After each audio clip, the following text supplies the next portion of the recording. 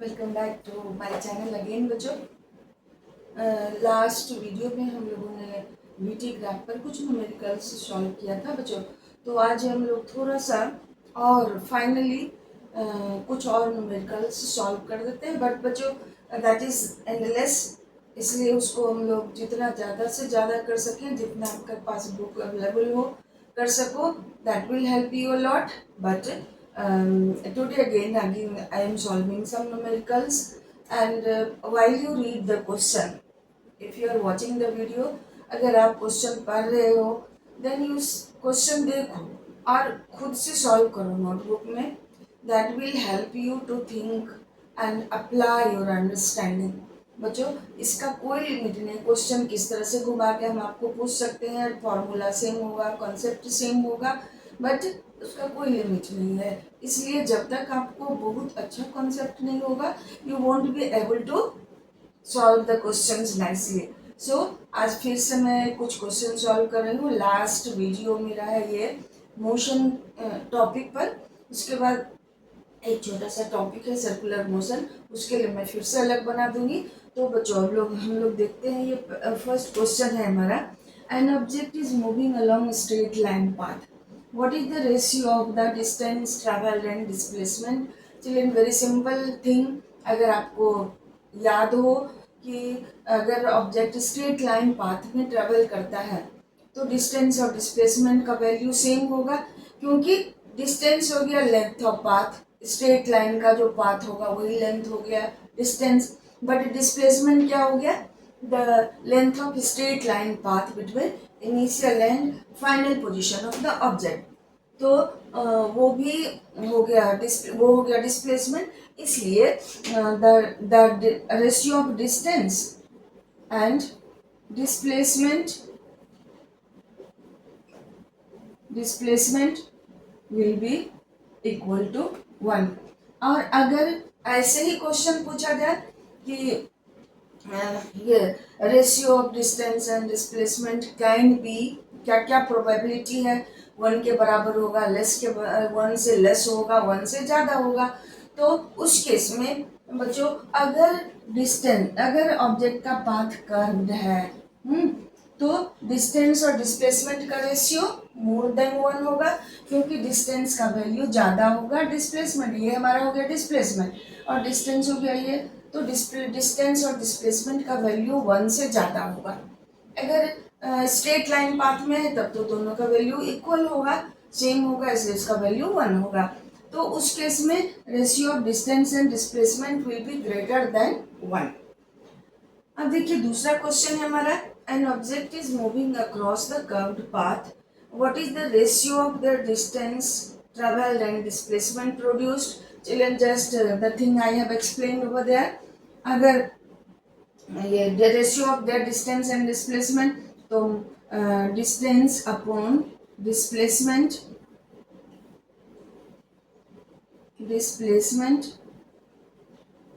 Can be greater than equal to 1।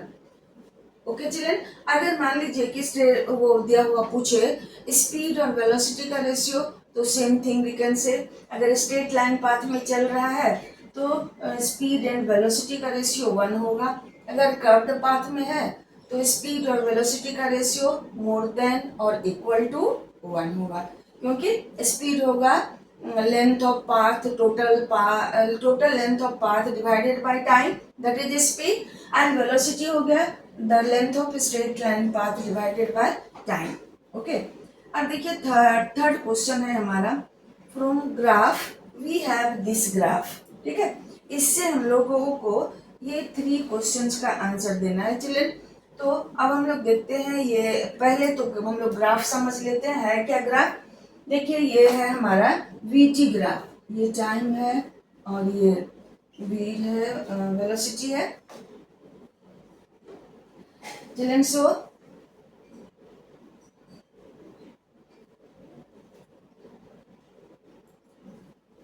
Third question हम लोग कर रहे थे, from the graph answer the following question, which of the 3 is travelling fastest. Children ये हमने question को थोड़ा शॉर्ट में लिखा है यहाँ, तो ये 3 ऑब्जेक्ट के मोशन के लिए ग्राफ है। डिस्टेंस टाइम ग्राफ है, यहाँ एस रिप्रेजेंट कर रहा है डिस्टेंस को, ये और टाइम के बीच ग्राफ है for 3 object who are moving.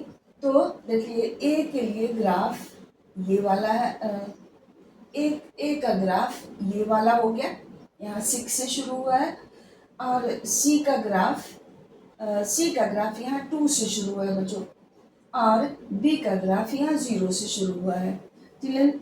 तो हमें इस तरह से क्या देख रहे हैं आप कि ए और बी और सी एक दूसरे को यहाँ इंटरसेक्ट कर रहा है पॉइंट, यहाँ टाइम जो है 0.4, 0.8, 1.2, 1.6 है, और ये डिस्टेंस है 2, 4, 6, 8, 10 एंड 12।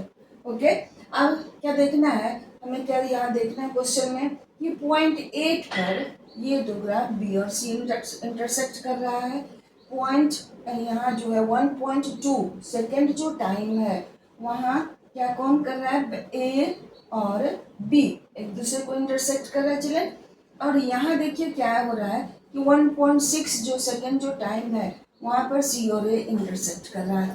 तो चिल्ड्रन अब हमें ये सारे क्वेश्चंस का आंसर देना है। Which of the three is travelling fastest?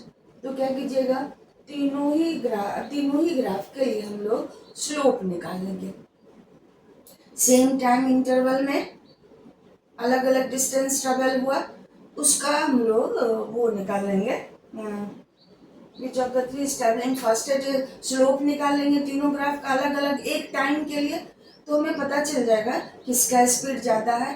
तो उसके लिए क्या कीजिएगा, एक पॉइंट पर हम परपेंडिकुलर सपोज यहाँ डाल दिए, ये परपेंडिकुलर डाल दिए बच्चों, बीच वाला लाइन जिसे मैं रिप्रेजेंट कर रही हूँ ओ से, ठीक है, ओ से हम लोग यहाँ परपेंडिकुलर 1.2 पर डाल दिए, टाइम 1.2 सेकेंड है ये, और यहाँ से हम लोगों ने परपेंडिकुलर ड्रॉप कर दिया। अब क्या करते हैं कि यहाँ इस ग्राफ के लिए ए के लिए हम यहाँ से एक लाइन ड्रॉ कर दिए, क्योंकि स्लोप निकालने के लिए हमें चाहिए राइट एंगल ट्रायंगल, तो राइट एंगल ट्रायंगल यहाँ से हम लोग पूरा करेंगे। उसके बाद फिर से हम लोग बी के लिए भी यहाँ परपेंडिकुलर ड्रॉ कर दिए, और इस तरह से तीनों ग्राफ का अलग अलग स्लोप निकाल लीजिएगा। तो ग्राफ ए का स्लोप कितना हो गया, परपेंडिकुलर ये है हमारा, यहाँ से मिल गया, ये पॉइंट होगा 9 और ये 6 है, तो ये हो गया 3, और ये टाइम कितना हो गया 1.2। बच्चों ध्यान दोगे तो you will be able to solve this one nicely, क्योंकि इस बोर्ड पर ठीक से आपको थोड़ा सा वो डायग्राम थोड़ा सा वो लग रहा होगा। तो ये एक ग्राफ का ए का स्लोप हमारा इस राइट एंगल ट्रायंगल के परपेंडिकुलर, ये परपेंडिकुलर और ये बेस के रेशियो से मिल जाएगा। बी का स्लोप हमारा निकल जाएगा यहाँ से, ये हमारा परपेंडिकुलर है यहाँ, और बेस ये हमारा है। उसके बाद बी के लिए हमारा परपेंडिकुलर ये हुआ, बेस ये हुआ बच्चों। तो ऑब्वियसली हम क्या देख रहे हैं कि ये जो ग्राफ है कौन सा, जो 0 से शुरू हुआ बी वाला ग्राफ, वो उसका परपेंडिकुलर सबसे ज़्यादा है। तो बेस तो तीनों का सेम है, but perpendicular B graph B का ज़्यादा है, इसलिए बी का स्पीड सबसे ज़्यादा होगा बच्चों। क्योंकि वो परपेंडिकुलर बाय बेस लीजिएगा, मीन्स डिस्टेंस बाय टाइम लेंगे, तो उस दोनों का रेशियो तीनों ही ग्राफ में बी का सबसे ज़्यादा आएगा। फिर इस ग्राफ का सॉरी बी है यहाँ, बी का, उसके बाद सी का आएगा, उसके बाद ए का आएगा, ठीक है। Are all the three ever meet at the same point? No, they are not meeting at the same point. कभी भी तीनों एक दूसरे को इंटरसेक्ट नहीं कर रहा है एक ही जगह, इसलिए वो अगर तीनों ही ग्राफ एक ही पॉइंट पर इंटरसेक्ट करता एक दूसरे को, तब उस जगह उस टाइम में वो तीनों एक दूसरे से मिलता। How far does had C travel with B passes A? जब बी ए को पास करता है तो उस समय बी ने कितना डिस्टेंस ट्रेवल किया है? नहीं, how far C travel when B passes A. C वाला ग्राफ कौन सा है हमारा, ये ग्राफ है, ठीक है, ये वाला बीच वाला ग्राफ सी के लिए है। तो कहता है सी कितना डिस्टेंस ट्रेवल किया जब उसने बी को Passage when B passes A, जब बी बी ए को पास कर रहा है तब सी ने कितना डिस्टेंस ट्रेवल किया था, तो उस पॉइंट पर हम लोग डिस्टेंस वो परपेंडिकुलर ड्रॉ कर देंगे और देख लेंगे कौन किसने ज़्यादा डिस्टेंस ट्रेवल किया है। उसके बाद how far has B travelled by the time it passes C, जब B how far B travelled by the time it passes C, जब सी को बी क्रॉस किया, कहाँ क्रॉस कर रहा है, बी का ग्राफ हमारा ये है और सी का ग्राफ बीच वाला है, तो देख रहे हैं यहाँ एक दूसरे को इंटरसेक्ट कर रहा है, तो उस समय बी ए सी से कितना डिस्टेंस ज़्यादा ट्रेवल किया चिल्ड्रन, तो वो करने के लिए क्या देखते हैं, ये परपेंडिकुलर डिस्टेंस देगा, ठीक है ना, क्योंकि इधर हम लोगों ने डिस्टेंस लिया है, तो ग्राफ को देख के अगर इस तरह का क्वेश्चन रहे तो ग्राफ को देख के हम निकाल लेंगे children. I could not solve on the board but I think थोड़ा थोड़ा भी आपको समझ में आ गया होगा। Then you see this kind of graph in your book, कहीं भी तो जरूर होगा शायद बुक या एनसीईआरटी में, और इस तरह से उसको सॉल्व करके खुद से अपना अंडरस्टैंडिंग बढ़ाइए, अपना कॉन्सेप्ट अप्लाई कीजिए। ओके, ना देखो क्वेश्चन नंबर 4 है, from given VT graph answer the following questions. तो how far does the car travel in first 4 second and which part of the graph represent uniform motion. First 4 second क्या है हमारा, यहाँ से यहाँ तक, तो कहता है कि how far does the car travel in first 4 second, तो ये हमारा क्या है, स्पीड टाइम ग्राफ है, ठीक है। तो हम क्या करेंगे, इसका एरिया निकाल लेंगे तो हमारा डिस्टेंस ट्रेवल निकल जाएगा, क्योंकि वीटी ग्राफ से वीटी ग्राफ का के नीचे का एरिया क्या देता है हमें, डिस्टेंस ट्रेवल या डिस्प्लेसमेंट, तो इसका एरिया हमको क्या देगा, डिस्प्लेसमेंट या डिस्टेंस ट्रेवल। उसके बाद क्या कहता है, which part of the graph represents uniform motion. बच्चों देख रहे हो यहाँ बीसी ग्राफ जो है perpendicular to the time axis है, तो ये रिप्रेजेंट करेगा यूनिफॉर्म मोशन को, ये रिप्रेजेंट करेगा एक्सीलरेटेड मोशन, ठीक है बच्चों। इसी से आपको एक्सीलरेशन भी आप निकाल सकते हैं, slope of the graph, perpendicular और बेस का रेशियो निकाल के हम लोग एक्सीलरेशन भी निकाल सकते हैं, ठीक है। Children, if the explanation is like that you can understand, it's okay. Otherwise फिर से हमको लिखिएगा कमेंट बॉक्स में, I will explain. Next one, question number 5. Which of the following situation is possible? अब देखिए, an object with constant acceleration but velocity 0. Very typical and conceptual question बच्चों। अब जब किसी ऑब्जेक्ट को हम ऊपर की ओर फेंकते हैं तो क्या होता है कि अर्थ उसको नीचे की ओर खींचती है, अपने सेंटर की ओर अर्थ खींचती है, तो क्या होता है कि उसके मोशन का डायरेक्शन ऊपर, फोर्स का डायरेक्शन नीचे, तो उसका क्या होगा, वेलोसिटी डिक्रीज करता है, और इस तरह से हाईएस्ट पॉइंट पर, मैक्सिमम हाइट पर जाके जहाँ इसका वेलोसिटी 0 होगा, उसके बाद वो नीचे लौटना शुरू होता है। तो फिर भी क्या होता है, एक्सीलरेशन का value at this point will be 9.8 metre per second square. Velocity acceleration क्या है, rate of change of velocity, तो ऊपर जाते समय वेलोसिटी डिक्रीज होगा, तो इस केस में भी क्या होगा कि velocity change in velocity in 1 second will be 9.8 metre per second, और एक्सीलरेशन का value 9.8 metre per second square ही होगा, डायरेक्टेड टुवर्ड्स द अर्थ। उसके बाद an object moving in certain direction with acceleration in perpendicular direction. Okay children, ये देखो, अगर कोई ऑब्जेक्ट सर्कुलर पाथ पर मूव करता है, सर्कुलर पाथ पर, देन क्या होता है, हम लोग देखते हैं इसका डायरेक्शन ऑफ मोशन हमेशा चेंज होते रहेगा, ठीक है। हर इंस्टेंट में direction of motion of object will change, और क्या होगा, ये जो क्या कहता है क्वेश्चन में, N object moving in certain direction with acceleration in perpendicular direction, तो इसका ये है direction of motion means her point पर चेंज होगा, इसलिए एक्सीलरेशन का डायरेक्शन टेंजेंशियल होगा बच्चों, क्योंकि वो अगर किसी ऑब्जेक्ट को आप सर्कुलर पाथ पर मूव कराते हैं, मान लेते हैं कि स्ट्रिंग में हम किसी ऑब्जेक्ट को बांध के इस तरह से फिंगर के चारों ओर रोटेट कराएं और कहीं छोड़ दीजिएगा किसी पॉइंट पर, तो क्या देखते हैं कि वो इधर इस तरह से भागेगा, मूव करेगा ऑब्जेक्ट। तो उसी तरह से इसमें direction of acceleration perpendicular to the direction of motion कब होगा, when the object will move along the circular path. तो ये डायरेक्शन ऑफ एक्सीलरेशन इधर होगा perpendicular to the direction of motion. इस तरह से बच्चों हम लोगों ने और भी कुछ ग्राफ सॉल्व किया, कुछ और भी हम लोग आज सॉल्व कर देते हैं, लास्ट वीडियो होगा ग्राफ पर। ऑल्दो बच्चों you want to believe that कितना क्वेश्चन इस चैप्टर से अराइज हो सकता है, ये अब आपकी रेस्पॉन्सिबिलिटी बनती है कि आप कितने एंथुजियास्टिक हो, कितना में पढ़ने की जानने की इच्छा है। तो it will depend upon you. I think कि I have worked hard and harder than you work. जितना तुम लोग नहीं करते हो पढ़ते हो, उतना मैं अपना वर्क कर रही हूँ। तो पता नहीं मुझे अच्छा लग रहा है करने में, इसलिए कर रही हूँ, that is nothing else is behind that. तो इस तरह से चलें, और भी हम लोग कुछ क्वेश्चन सॉल्व कर लेते हैं जो टिपिकल थोड़ा कॉन्सेप्ट।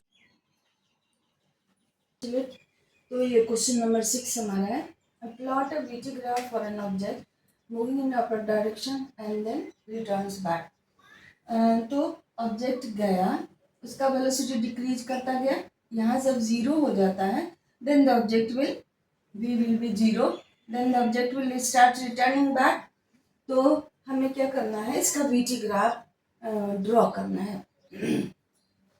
चलिए सो ये हम लोग का, इधर हम लोग टाइम लेंगे, ये v लेंगे मुझे। तो अब देखिए क्या होता है कि पहले वेलोसिटी डिक्रीज करेगा,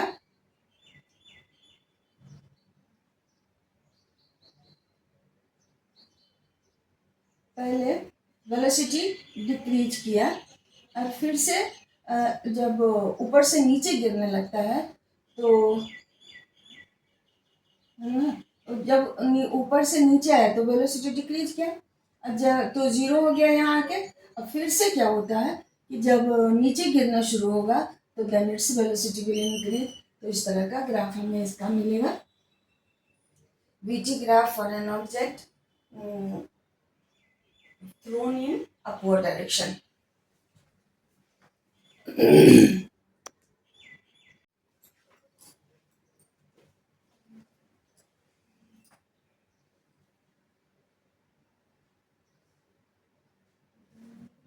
Let's see, when the object is thrown in upward direction, जब फेंका जाता है किसी ऑब्जेक्ट को ऊपर की ओर, देन क्या होगा, उसका वेलोसिटी डिक्रीज करता जाएगा।